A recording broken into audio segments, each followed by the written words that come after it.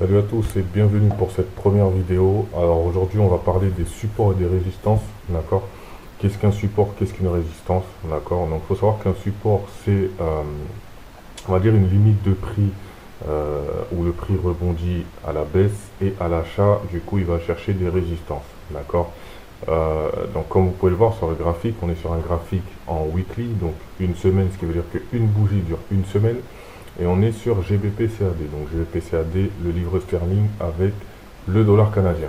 Donc pour commencer, on va forcément chercher notre support. D'accord? Donc notre support, ça va être le point le plus bas. Le point le plus bas actuellement qu'on voit en tout cas, c'est au niveau des 1,59. Juste là. Donc on va tracer notre support, d'accord, qui sera le point le plus bas. Et on va chercher forcément là où le prix a rebondi énormément, donc notre résistance. Et comme on peut le voir, le prix a énormément rebondi pardon, sur cette zone-là. D'accord? Donc sur cette zone-là, hop, on a trouvé notre résistance. Pourquoi je dis que c'est un support et pourquoi je dis que c'est une résistance? Tout simplement pourquoi? Parce que quand on regarde le cours, donc on était au début des années 2016, le cours, donc un livre sterling valait 2 dollars canadiens, d'accord? Donc le cours a commencé à nettement descendre, d'accord? Donc il est parti à la baisse, à la vente, donc il a ici rebondi sur un point précis 1,59, il est remonté, puis a retapé une seconde fois au niveau des 1,59. Suite à ça, il est parti chercher un point haut, d'accord? Donc ce point haut à 1,76 que nous mettons de côté pour le moment, d'accord?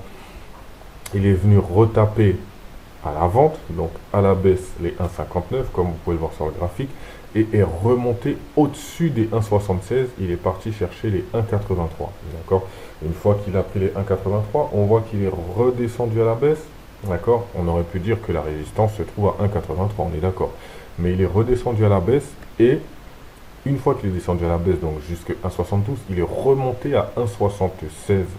Entre 1,76 et 1,78, c'est jamais précis, tout est approximatif. Et là, on se dit que, ok, on a une grosse résistance. Donc là, forcément, il part à la baisse. Donc, il va aller juste au milieu du support et de la résistance.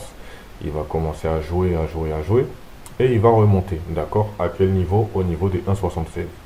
Il va encore une fois redescendre au niveau des 1,59 pour aller rechercher encore une fois le niveau des 1,76. Donc, à partir de ce moment-là, on a notre support, notre résistance, et on sait à peu près, avec d'autres indicateurs d'analyse, bien sûr, où est-ce que le cours du marché risque de se diriger.